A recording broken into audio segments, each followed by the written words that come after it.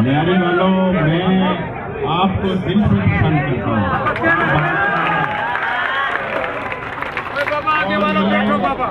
लोग मुझे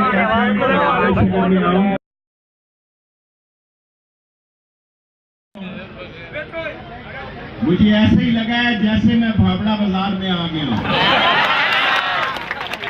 असल जिंदगी ये है, ये साबित किया है कि आप इस मुल्क से गुर्बत, महंगाई और बेरोजगारी की निजात चाहते हैं। आपने वो काम किया है कि उस तोके पर पूरे उतर सके। आप अंदाजा करें कि इस मुल्क के खजाने को कैसे लूटा गया है, और कौम को ये बता रहे हैं कि बड़ी नाइंसाफी होगी हमारे साथ। मैं जेल में था, मेरे घर